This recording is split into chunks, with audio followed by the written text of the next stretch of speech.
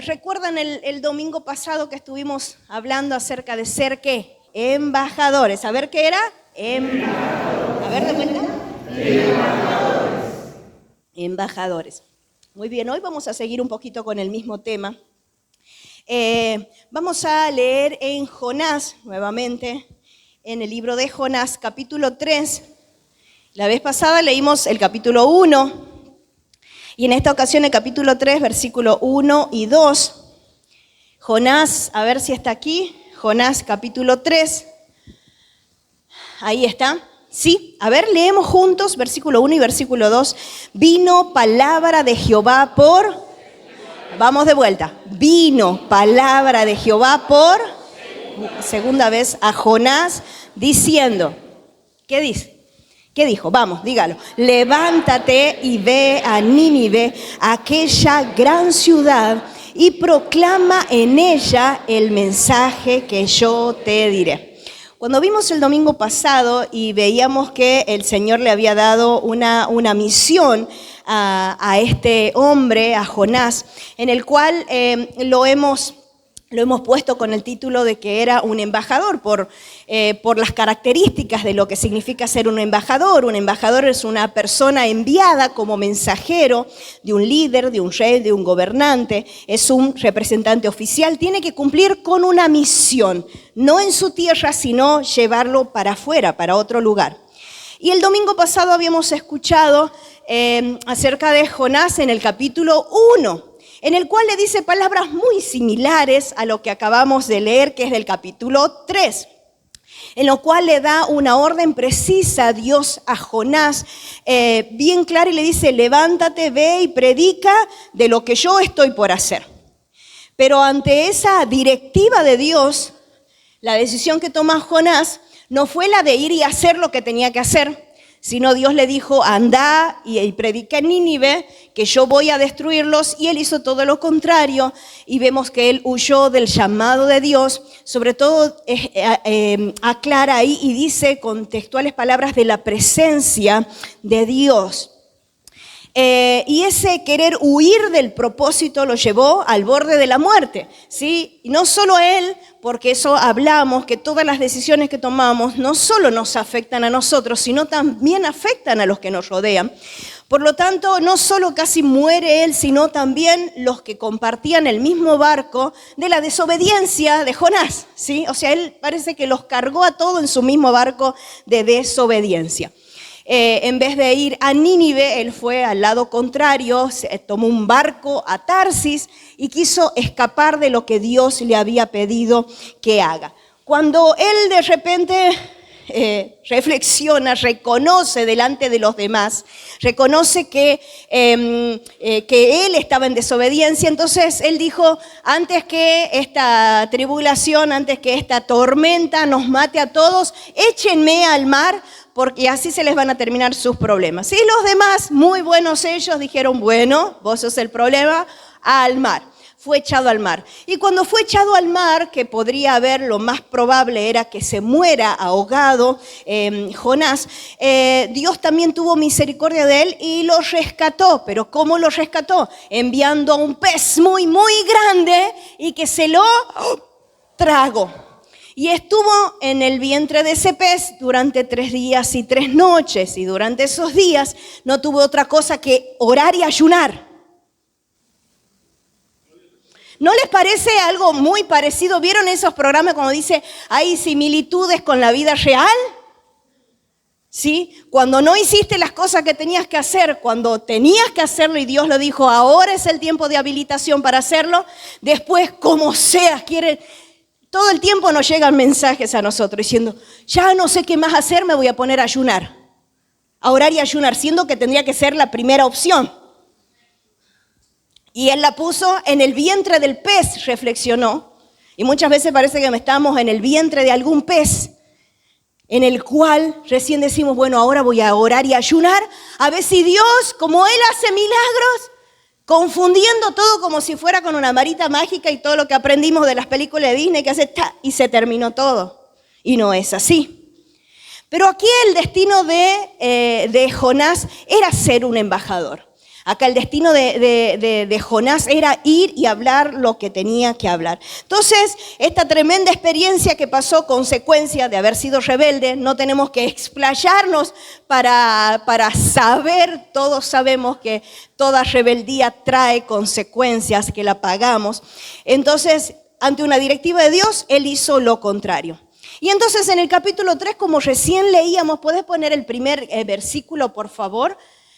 En el primer versículo dice, vino palabra de Jehová por segunda vez.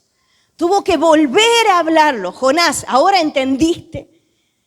Jonás, ahí en la panza de ese pescado, ese pez. No, pescado no estaba muerto, ese pez. ¿Entendiste? Te hablo por segunda vez, Jonás. Porque el propósito de lo que estaba por suceder tenía que cumplirse, quiera o no quiera Jonás. Y si por esta segunda vez Jonás no quería, Dios iba a buscar otra manera, porque así es la soberanía del Señor. Pero le da otra oportunidad a Jonás. Esta vez vas a hacer lo que tenés que hacer o no lo vas a hacer. Recordemos que estaba como muy influenciado Jonás por su parte humana. Justamente en estos días, ayer terminamos otra de las materias de IET. De paso te digo que si te querés sumar hasta el domingo que viene, hay que pagar la próxima materia que es desarrollo de la profecía. Así era, ¿no?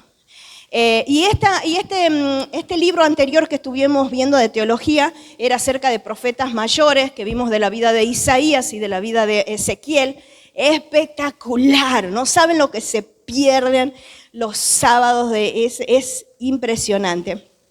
Entonces, una de las cosas que hablaba acerca de comprender la profecía, y hablaba de cómo tenemos que verlo con las leyes de la hermenéutica y todo eso, y una de las cuestiones que decía era que a veces la humanidad del profeta está en la profecía. Y entonces, y como muchas veces la profeta Verónica nos dice, se desmadra todo. O sea, no es palabra, ahí no hay palabra de Dios, cuando está la humanidad metida. Y entonces, y con Jonás pasó casi lo mismo, porque Jonás le dijo, andá y deciles que los voy a destruir. Y entonces Jonás habrá pensado, y no vaya a ser que los salve. Porque después más adelante dice, yo sabía, porque vos sos bueno, que los ibas a perdonar. ¿Por qué? Porque era una nación que estaba considerada una nación sanguinaria, una ciudad sanguinaria que destrozaba, literalmente destrozaba a sus enemigos. Saqueaba, dejaba en ruinas ciudad que pasaba. Y se acuerdan que les conté un montón de cosas que mucha sangre había en las manos de esta gente. O sea, era gente malvada, así, tal cual malvada. Y esa maldad había llegado hasta Dios y él quería destruirles, pero encomendó a este embajador para decirles a esta gente cuál era su plan. Una vez que Jonás se arrepiente de su decisión de rebeldía en ese momento, dice, bueno, voy a ir. O sea, acababa de pasar estuvo 3 días en la panza de un animal, los voy a tener que hacer. No sé qué le esperaba después y mírenle qué situación. Entonces, se va. Y cuando va dice que la ciudad era tan ancha y larga que él necesitó 3 días para estar caminando por la ciudad, y a viva voz él proclamaba y él decía al pueblo, y les decía, producto de sus pecados, de aquí a 40 días van a ser destruidos por la mano de Dios. No les dio una cosita, miren, yo quiero decirles alguna cosita, no sé cómo se lo irán a tomar.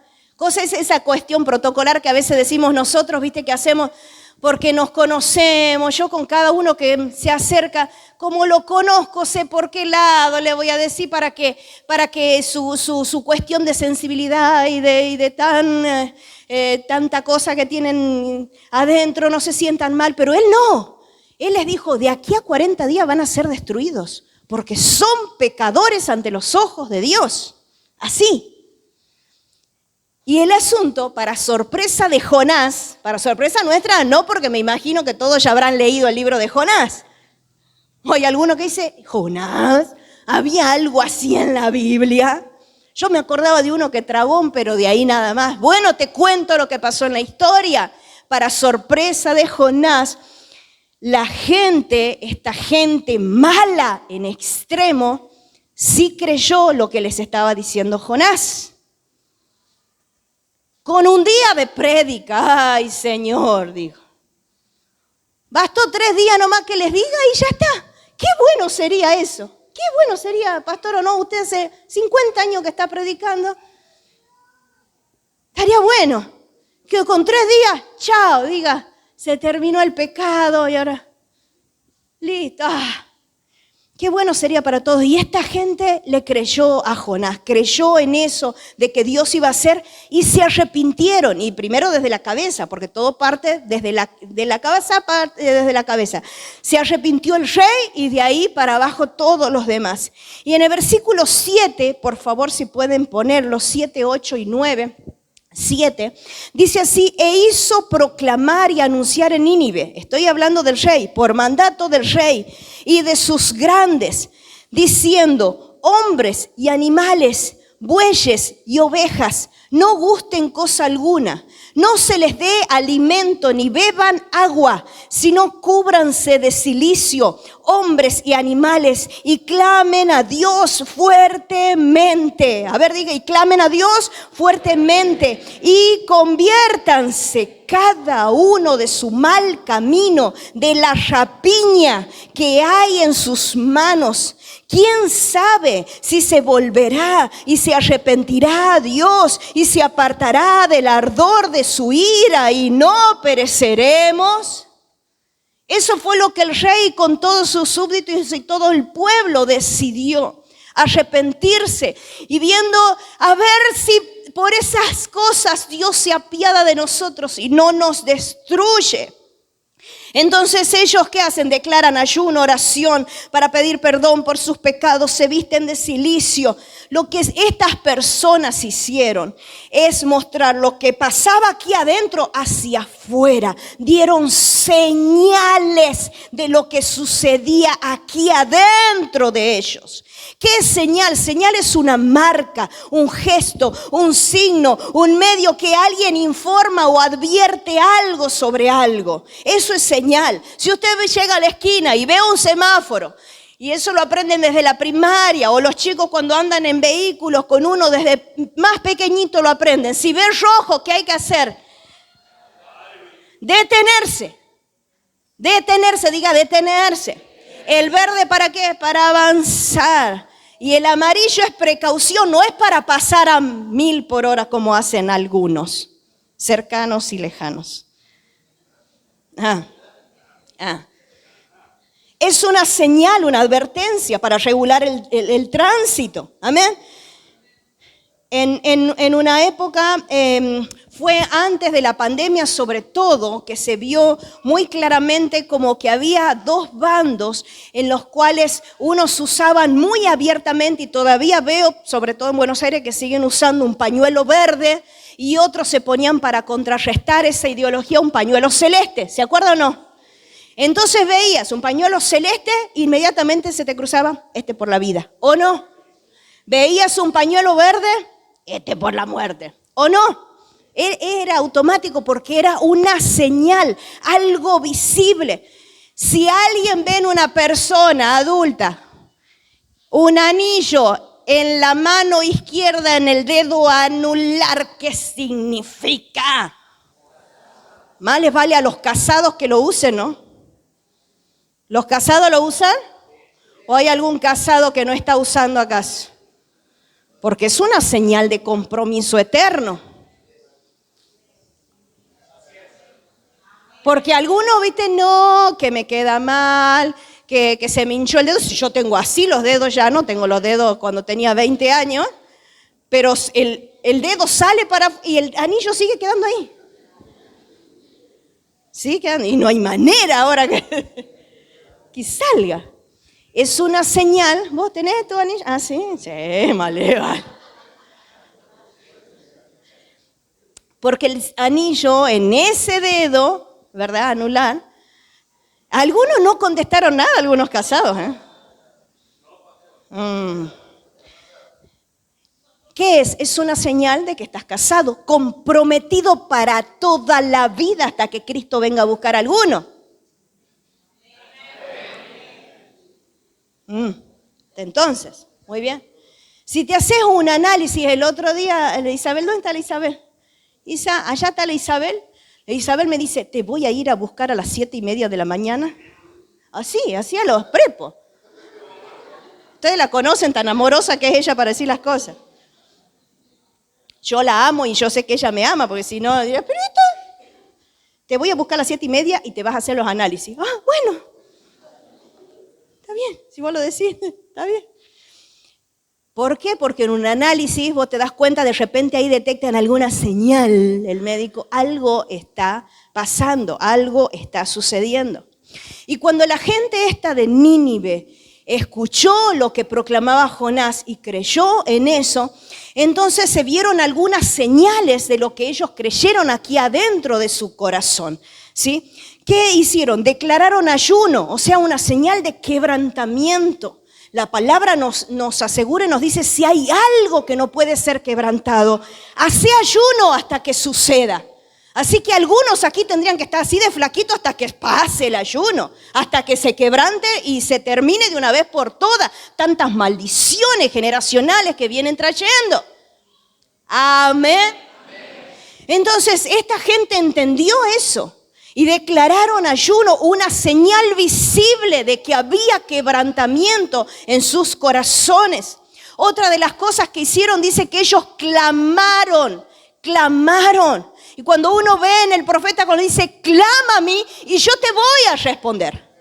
Pero no es la oración, amén, amén, es clamor.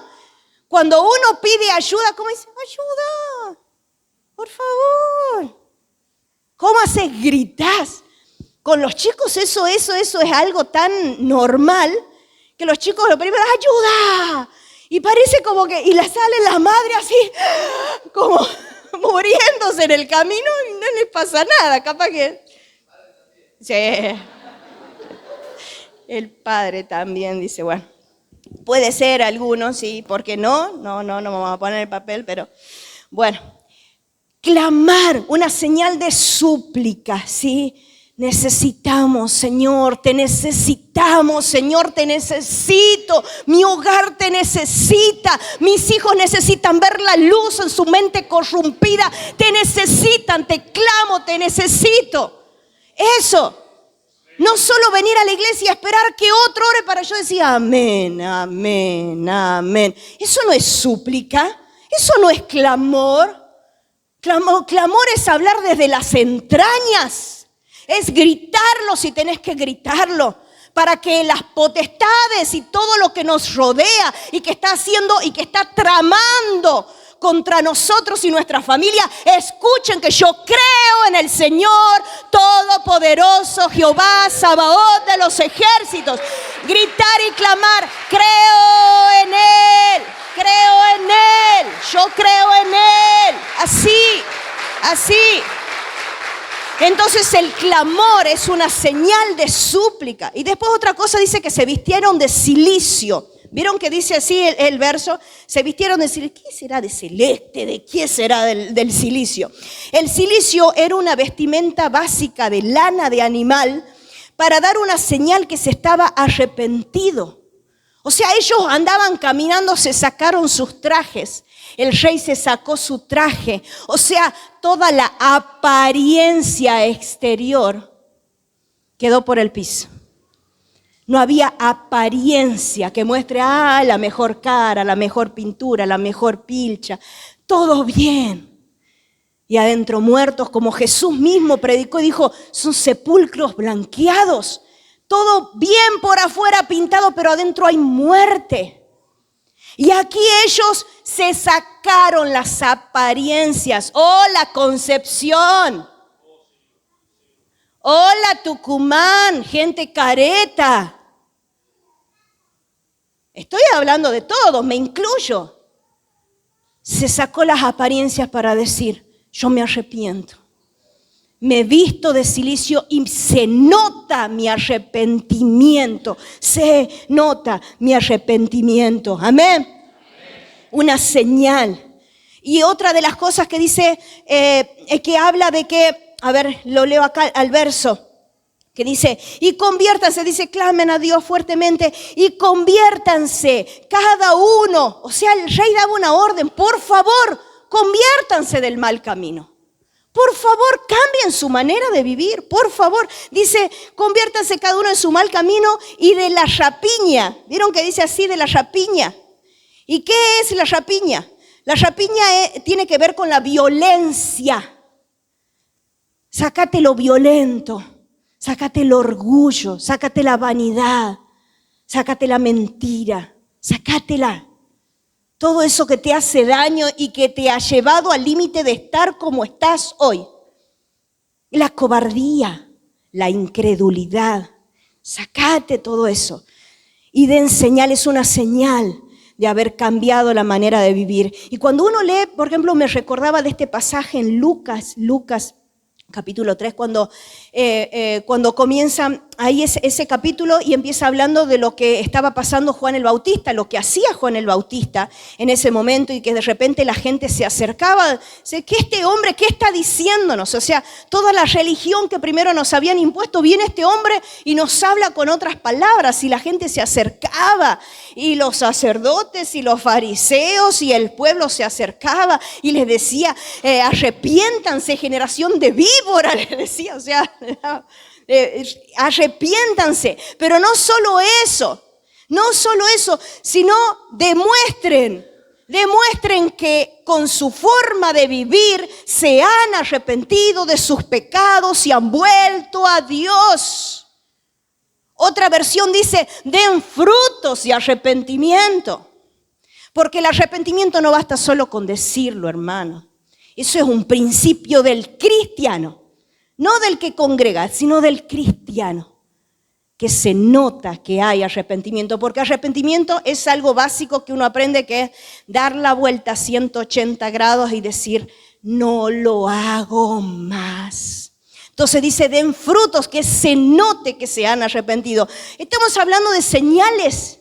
Estamos hablando de que los embajadores se nota que son diferentes y que marcan la diferencia. Hay una señal. Y cuando hay una señal de algo, cuando tenemos un cambio en nuestras vidas, se espera un resultado del otro lado, en este caso de Dios. Porque en el verso 10 de lo que estamos leyendo de Jonás 3, capítulo 3, versículo 10 dice, y vio Dios lo que hicieron, que se convirtieron de su mal camino y se arrepintió del mal que había dicho que les haría y no lo hizo.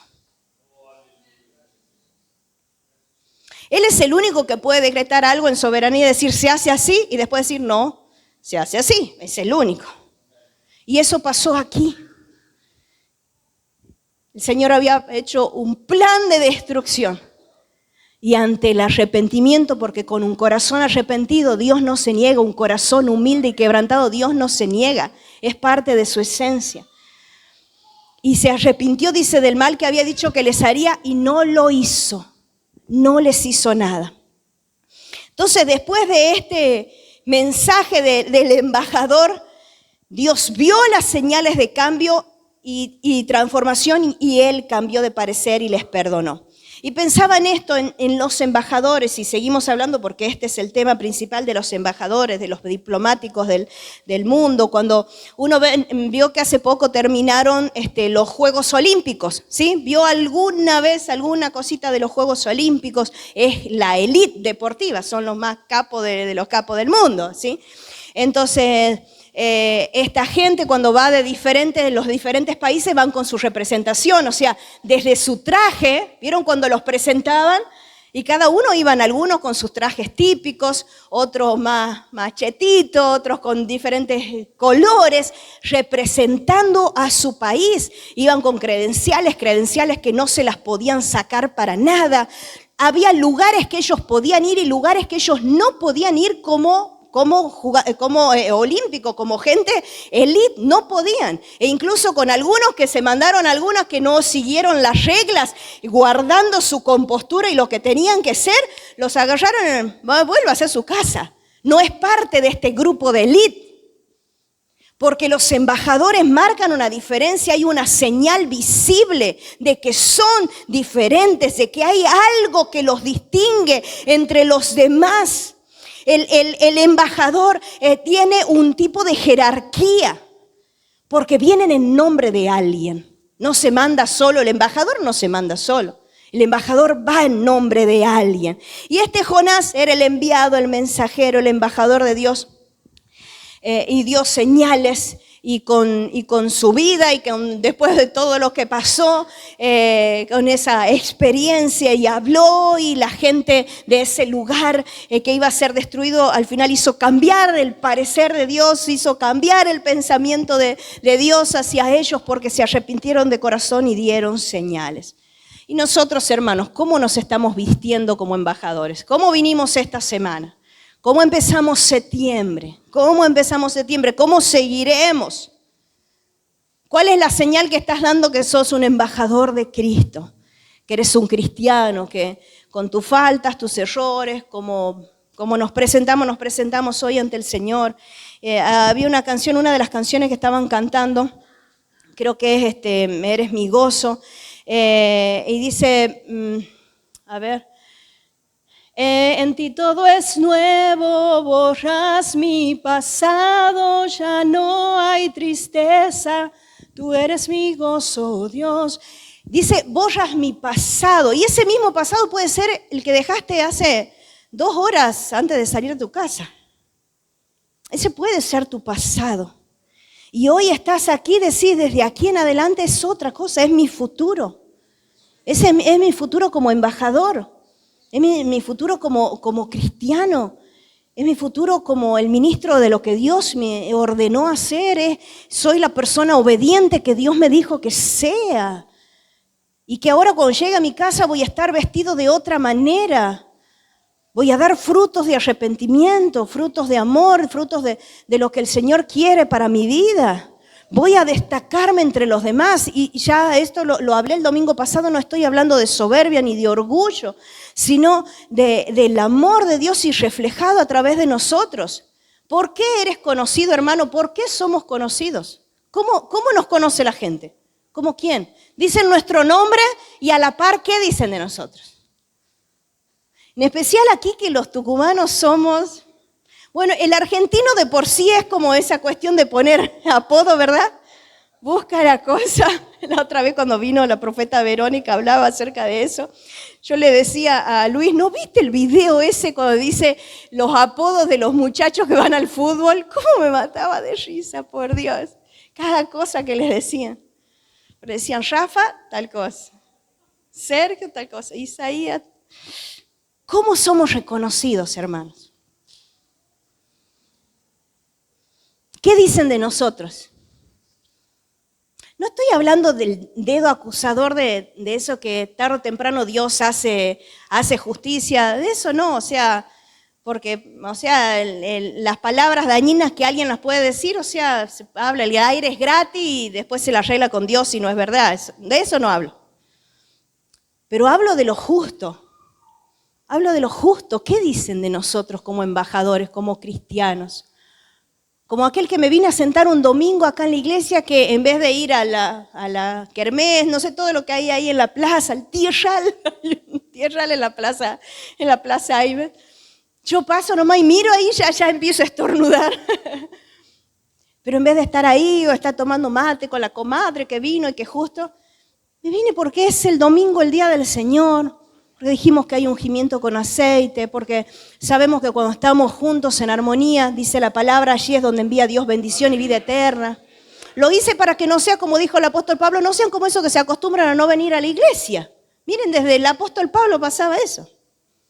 Yo no soy de eso, yo vine a la iglesia. Algunos a orar y otros más tarde fueron cayendo hasta hace ratito. Pero vinieron a la iglesia. ¿Cómo eres conocido, hermano? ¿Cómo somos conocidos? Eso es lo que marca la diferencia en el mundo. Eso es lo que va a marcar la diferencia con nuestras generaciones. Porque va a marcar la diferencia, ¿saben qué? En el ejemplo que damos. En el ejemplo. Si mis hijos no aprenden de mi ejemplo, pueden ser o mal enseñados o pueden ser que sean unos mal aprendidos, como muchos hijos quizás en algún momento fuimos, o que son ahora también que veo unos cuantos mal aprendidos porque tienen buen ejemplo. Pero tiene que haber un momento en nuestras vidas que digamos, no, me decido hoy. Borras mi pasado, borras el pasado de hace 2 horas, lo borras y ahora soy alguien nuevo. A eso, o sea, dice, no, si ya ese es mi pasado hace 30 años, no, hermano. Nuestra llegada a la cruz tiene que ser todos los días. Hasta que Él vuelva a buscarnos. Somos gente imperfecta que buscamos la plenitud de llegar como Él era. Es eso. Es eso. ¿Cómo somos reconocidos? ¿Cómo? ¿Cómo somos reconocidos? Los embajadores dan señales, los embajadores de Cristo viviendo una vida íntegra, viviendo una vida en santidad, una vida consagrada a Dios. Los embajadores del Señor dan esa cosa de mirarlo y decir, es un adorador de verdad. No está solo golpeando las manos, bostezando cuando estamos cantando, o que llegan algunos, especialmente después de las alabanzas. No sé qué van a hacer en el cielo. No sé, se lo van a tener que bancar a los ángeles y a los redimidos que vamos a estar ahí cantando todo el día, todo el tiempo. Y usted o se pone en sintonía acá o no sé cómo va a ser, no sé. Pero el adorador adora en espíritu y en verdad.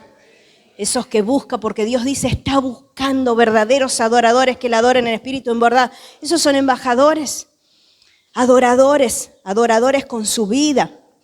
Servidores fiel. ¿Hay gente que sirve acá en la iglesia o no? ¿Hay algunos que sirven. ¿Saben qué? Embajadores. El embajador es un servidor fiel, un servidor dispuesto, un servidor proactivo. El embajador es una persona leal a Dios. O sea, cuando es leal es porque no te falla. Alguien leal que no te falla. Leal a la iglesia de Cristo. Aquel que Él pagó con su vida. O sea, la iglesia de Cristo, algunos se atreven a tocarla y a hablar de la iglesia. No estoy hablando de una congregación, sino de la iglesia de Cristo. Ninguneando la iglesia. Diciendo que Él murió por aquellos. Y después cuando Él venga la segunda vez va a venir a buscar a la iglesia. Entonces una iglesia leal. Una persona leal a la iglesia de Cristo, a Dios. Un embajador de Dios es aquella persona que vos la ves que decís, ¿qué decisiones que toma? Oh, bien. Pero todos se pusieron en contra. Él está haciendo la voluntad de Dios. Un embajador de Dios, un embajador, una persona que conozca la palabra y no solo eso, sino como dice el libro de Santiago, sino que sea hacedor de la palabra. Porque de nada nos sirve, hermanos, que hoy nos vinimos y nos sentamos aquí y después salgas de este lugar y hagas de cuenta que no pasó nada. Nosotros salimos de este lugar y tenemos que entender que somos embajadores afuera. Aquí adentro todos estamos listos con la chapa y pintura, pero es afuera donde tenemos que ser embajadores, marcar la diferencia. Un embajador de Cristo es una persona de fe, una persona con confianza en Dios. Es una persona que ame a Dios sobre todo, incluso a pesar de las circunstancias, ama a Dios y lo reconoce a Dios. Un embajador es una persona generosa, una persona dadivosa, una persona que lleva frutos, como dice su palabra, una persona llena del Espíritu Santo y que busca tener una vida en el Espíritu. Ayer una de las características que veíamos de Ezequiel y veíamos impresionante las cosas que hacía un hombre que estando en cautiverio, que no tenía ningún privilegio y estaba en cautiverio, había sido llevado como esclavo, pero a pesar de eso decía que era un hombre maduro, que era un hombre equilibrado en sus emociones, que era un hombre dirigido por el Espíritu Santo y sobre todas las cosas que estaba lleno del Espíritu de Dios. Si no, era imposible hacer lo que él hacía con tal de agradar a él y de hacer perfectamente la voluntad de Dios y no la suya. Es impresionante. Se necesita tener el Espíritu Santo en nosotros. Una persona, un embajador, ¿quién es? Una persona que hable con denuedo acerca de Cristo, acerca de la salvación. No hay nada más importante en nuestras vidas porque es el mandato que el Señor nos dejó antes de que se vayan. Vayan y hagan discípulos, prediquen a toda nación, a toda persona que se encuentren. Es necesario. Hermano, ¿están viendo a Jesús a través de nuestras vidas? Si lo ven a Jesús a través de nuestras vidas, entonces podemos ser embajadores. Somos embajadores. ¿Qué señales estoy dando de que soy un embajador? ¿Dónde está la gente joven de este lugar? ¿Hay gente joven? A ver, ¿dónde hay gente joven? Hay gente joven, pero levante la mano. A ver, ¿dónde está la juventud? Juventud, divino tesoro, juventud, eso, juventud. Dios nos envió para que seamos embajadores que se destaquen con señales para nuestra generación. Las generaciones necesitan embajadores fieles a Dios. Las naciones te necesitan. Dice la palabra de Dios que se está esperando la manifestación de los hijos, de aquellos que se destaquen. Eso se está esperando. Cuando todo el pecado me arrastra para un lado, yo voy para el otro. Cuando todo el pecado y toda mi genética y toda mi cosa, mi concupiscencia me arrastra para eso, yo digo, no, yo soy de Cristo. Y esa separación marca la diferencia y me hace un embajador de Él. Entonces, ante un embajador, ¿qué hace el Señor? Da una misión. No vas a pasar sin pena ni gloria por este mundo, sino alguien te recordará. Qué mejor que tus propias generaciones te recuerden. Este era un hombre fiel a Dios, amaba a Dios sobre todas las cosas. Con su ejemplo me mostró que sí se puede ser cristiano, incluso en este mundo y que va a ir peor. Sí se puede ser cristiano. Hay algunos que pasan años, décadas, y no los distingues entre la multitud. El embajador se distingue, lleva una credencial, da señales de quién lo envió. Esa es la gran diferencia. Amén.